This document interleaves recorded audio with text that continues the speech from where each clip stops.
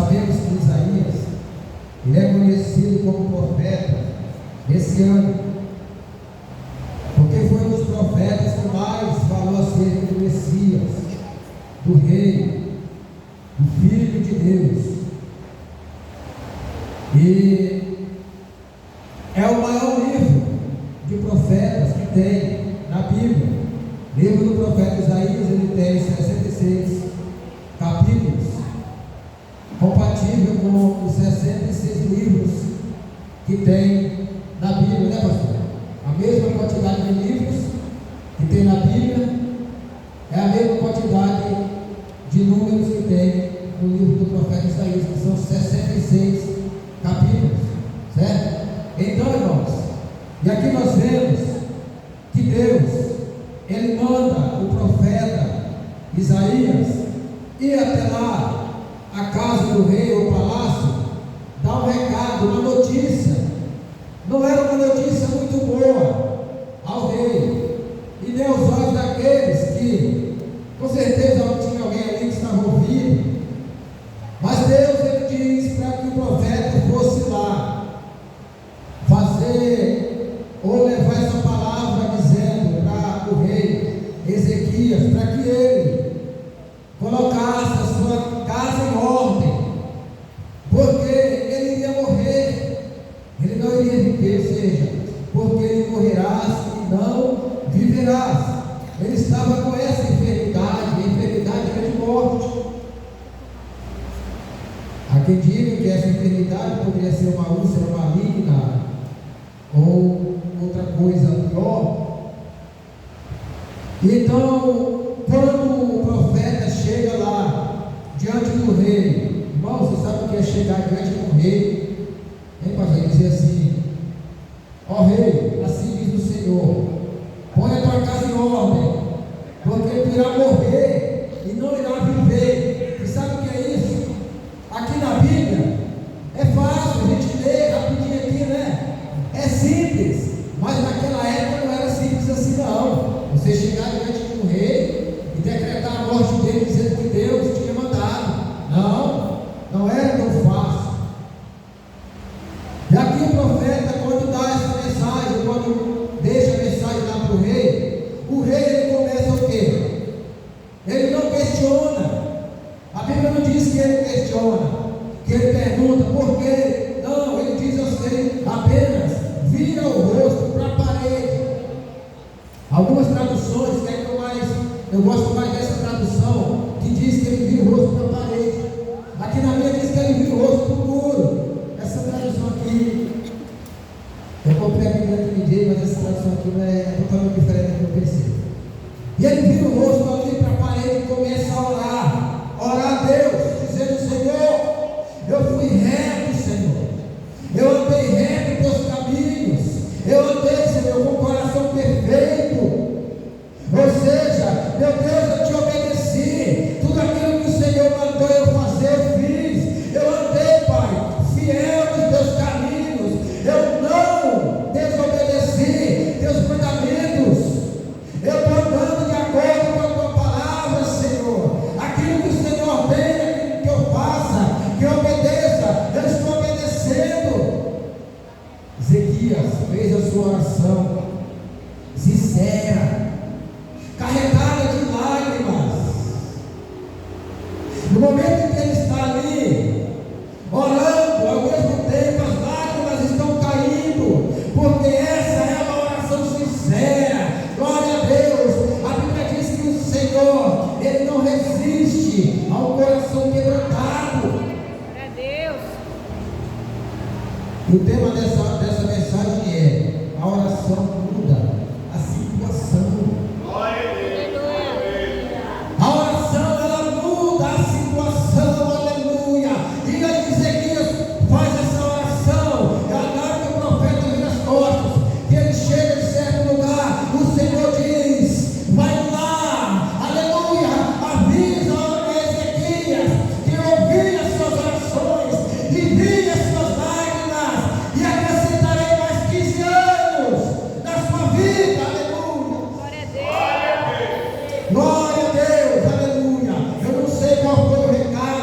que você recebeu nesse dia ou nessa semana. Mas uma coisa eu te digo, que a última palavra quem dá é Deus, aleluia, na sua vida, na sua casa e na sua família. A última palavra quem dá é o Senhor, não é o vizinho, não é aquela pessoa que passa pela rua e te vê e diz, está tudo acabado, não. A última palavra vem da boca de Deus, é porque Ele está no controle de todas as coisas. Aleluia. Glória a Deus. Glória a Deus. Irmãos,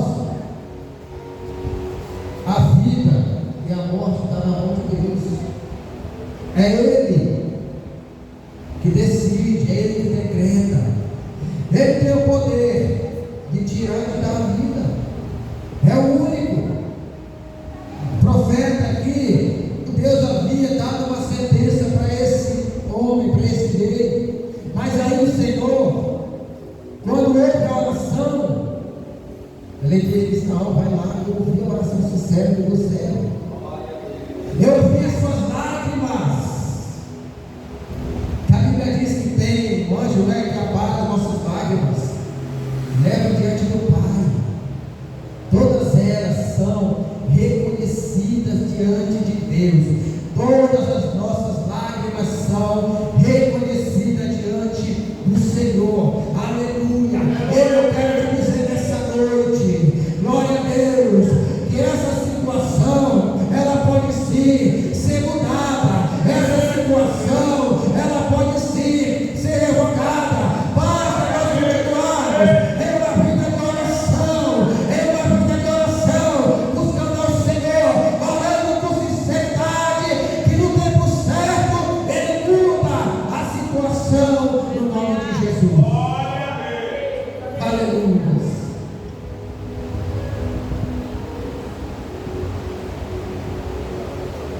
E aqui o rei, ele já havia passado, irmãos, no capítulo 36, já havia passado por outro desafio.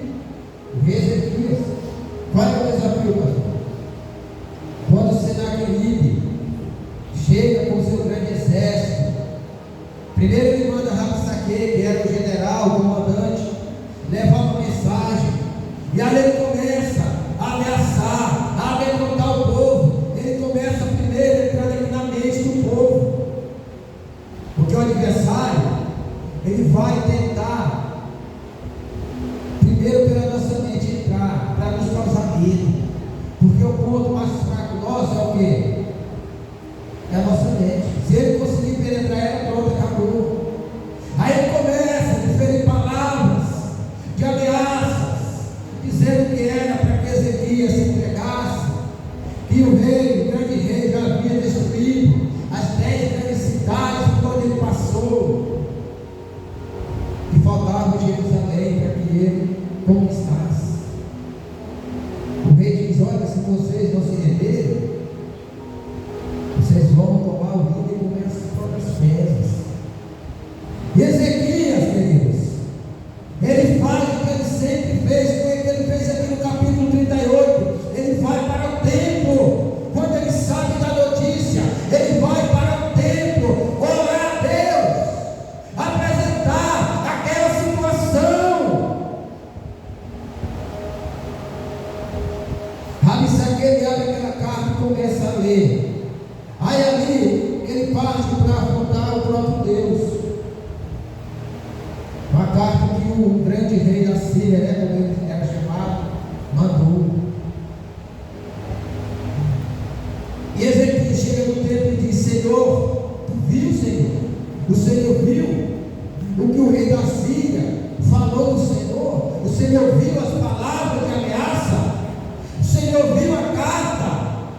Meu irmão, antes de Senaqueribe escrever aquela carta, o Senhor já havia visto.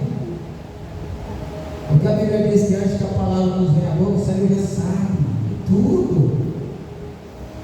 E ali, queridos, o Senhor manda de novo, quem o profeta Isaías dizer para Ezequias, olha, não temas. Assim diz o Senhor, eles não lançarão uma flecha sequer rumo a Jerusalém,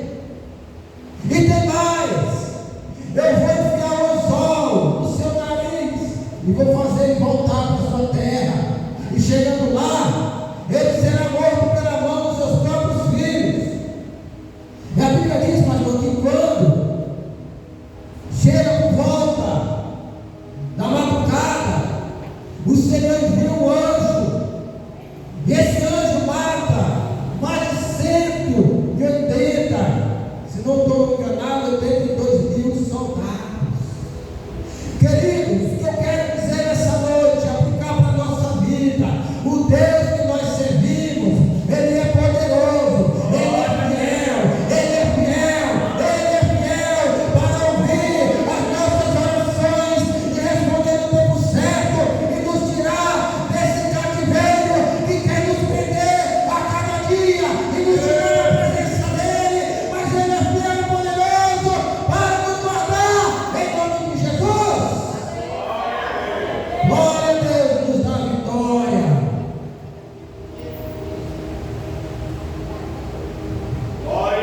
Diante das ameaças, porque todos os dias o crente ele é confrontado. Mas ninguém anda me confrontando, ninguém anda. Muitas vezes nós somos confrontados por nós mesmos. Nós mesmos, nossos desejos, a nossa matéria, a nossa carne. A luta é constante. Ela quer fazer algo que desagrada a Deus. O Espírito não quer. O Espírito quer fazer algo que agrada a Deus. Aí a luta é constante. Mas como é que eu quero essa carne, esse desejo? É orando, é buscando a Deus em oração, buscando fortalecimento espiritual, que nós vencemos a batalha no nome de Jesus. Aleluia.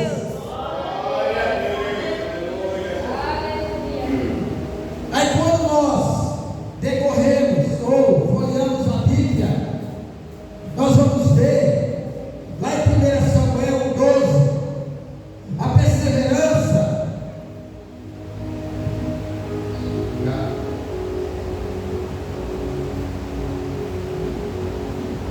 em orar ao Senhor. Ali em 1 Samuel 12 diz assim, agora eu vou só olhar aqui rapidinho que é e perseverando ela em orar perante ao Senhor, ela era estéril. Aqui fala a história de Ana. Tinha tudo para dar errado, tinha tudo para ela não ter aquela criança chamada Samuel. Mas ela não desistiu, mesmo ela sendo estéril, mesmo ela sendo confrontada pela sua rival, conhecida como Penina. Mas ela não desistiu de orar a Deus, porque ela sabia em quem ela estava confiando, em nome de Jesus Cristo. Aleluia. Só você que ora nessa noite, estenda a mão e diz assim: eu sei em quem, para quem eu estou orando.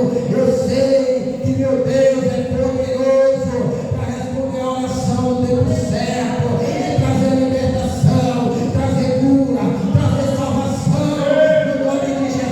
Se você crê nessa palavra, glorifica o nome dele nessa noite. Glória a Deus. Nós vemos também, irmãos, Atos capítulo 12 e o versículo 1 em diante fala sobre a prisão de Pedro. O apóstolo Tiago e Pedro foram presos, e no mesmo dia Tiago foi morto à espada, e Pedro ficou ali para ser morto no outro dia, porque o rei Herodes, ele viu que aquilo ali agradou os judeus. Aí qual foi a jogada? Amanhã, como Pedro, ele é o mais, aquele que Jesus disse: tu me amas, apacenta a minha igreja. Era o cara que era mais influente, Pedrão, aquele que não tinha medo de nada, né? Amanhã nós vamos matar ele, que é para a festa do povo achar bom, a jogada política também, né? Mas aí ele não sabia, pastor, que tinha uma igreja que estava em constante oração. Uma igreja orando, suplicando a Deus no cenáculo. Aleluia! Eu posso até imaginar, eu vou conjecturar. Isso aqui é o que estou falando, é a Bíblia que diz. Eu posso imaginar que eles oravam dizendo: Senhor,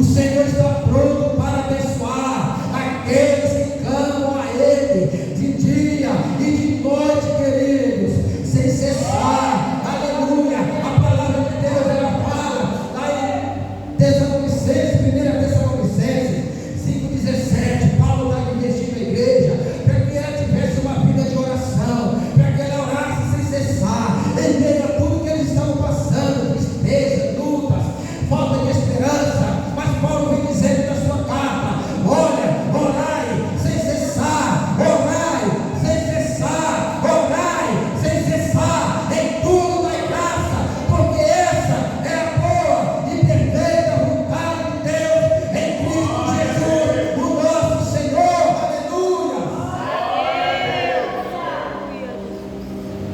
Nós temos, irmãos, que continuarmos nossa vida de oração, mesmo em meio às lutas, às pelejas, desânimos.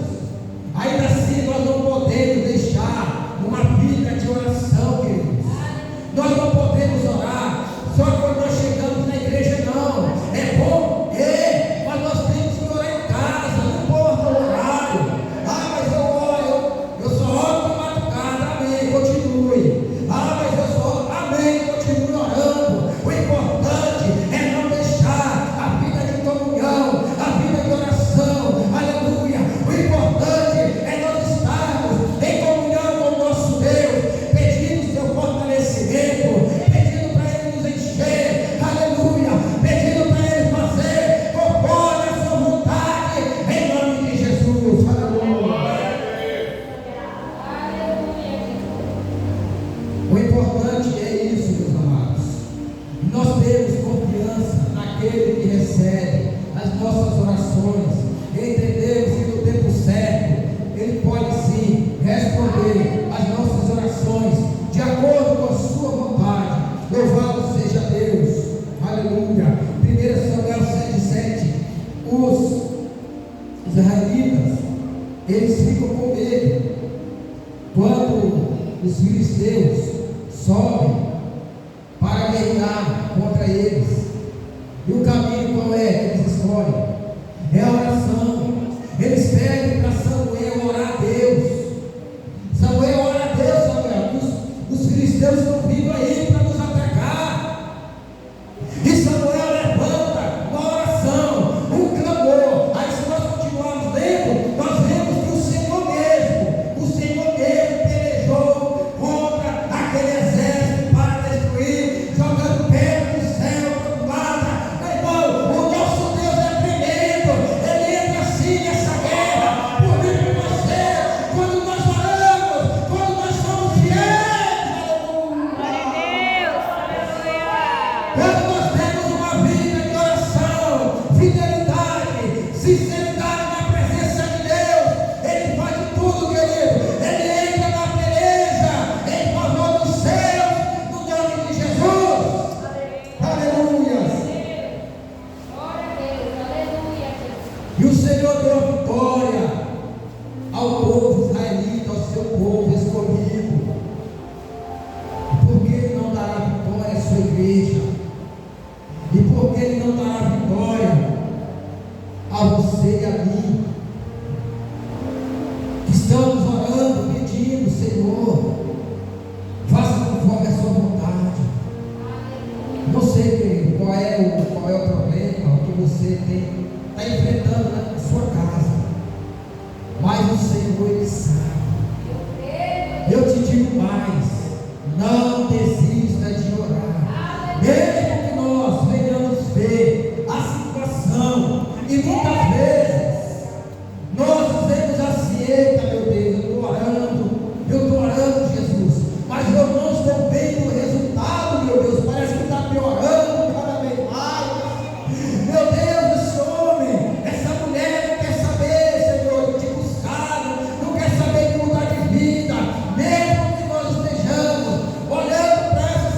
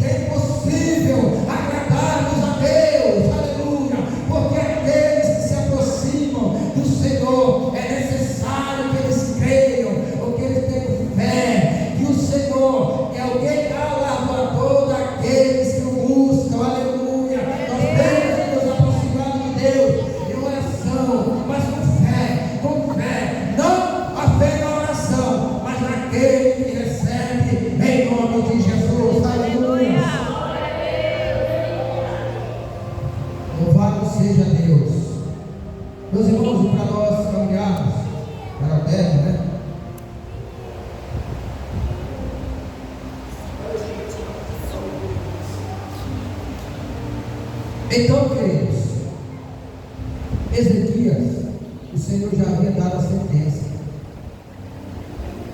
mas diante da oração do rei, o Senhor manda o profeta ir lá para reverter a situação, para mudar aquele decreto de morte. Às vezes o adversário pode ter lançado uma seta na tua vida, ou na mente, dizendo: vai morrer. Mas o Senhor está dizendo: não vai morrer não, porque quem está no controle é Ele, é Deus que está no controle.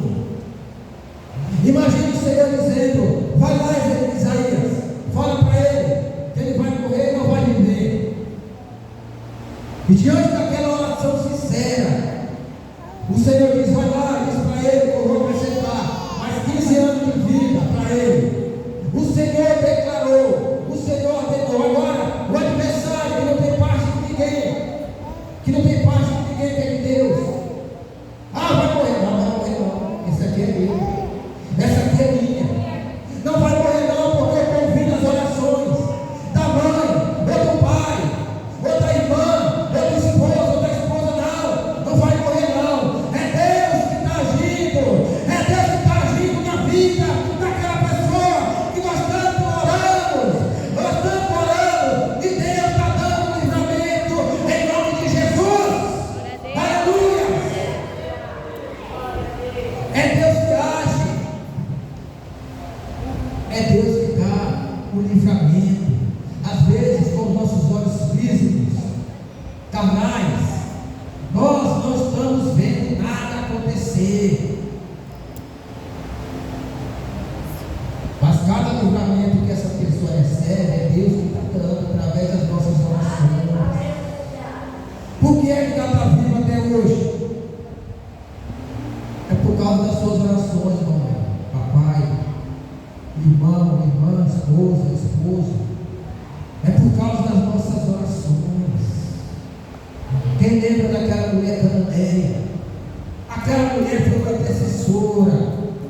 Diante do pai ali na sua casa, sua filha, ela vivia terrivelmente endemoniada, sendo judiada por espíritos imundos. Mas ela decidiu, ela mesma, ir lá, interceder, clamando diante de Deus, diante do Senhor Jesus. E o que ela recebeu? Vai, mulher, grande é a tua fé, que seja feito conforme a tua vontade. Queridos, esse é o Deus que nós servimos, esse é o Deus que nós buscamos, aleluia, todos os dias. Esse é o Deus que um dia nós estendemos a mão e dissemos: Senhor, eu te aceito como único e suficiente Salvador da minha alma. A partir daquele dia, querido, Ele selou uma aliança comigo e com você, e nós estamos na palma da sua mão, nós estamos guardados na palma da sua mão, aleluia. Então não temas, continue orando, continue buscando em nome de Jesus. Louvado seja Deus, aleluia.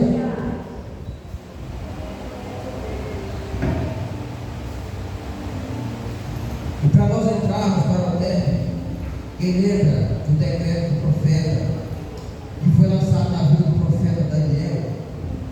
Ali no livro do profeta Daniel, capítulo 6, e o versículo 10, que o rei diz, diante de fofoca, dos seus, aqueles que eram mandados por Daniel, que trabalhavam ali, que Daniel era chefe dele, pastor? E diante daquilo ali, eles vão lá e fazem uma fofoca para o rei, que eles tinham inveja de Daniel, eles estão procurando uma brecha, eles não acharam brecha, porque Daniel é o homem de Deus, e eles foram inventar esse decreto que durante 30 dias, qualquer pessoa que fosse pego orando, fazendo petições a não ser para o rei, ia ser lançado na cova dos leões. E Daniel, eu creio que Daniel estava lá só, porque Daniel era um dos chefes da Bíblia, ele participava também, né? Entender assim. Aí o que acontece? Daniel, diante daquela ameaça, ele continuou fazendo o que, pastor? O que ele sempre fazia, orando.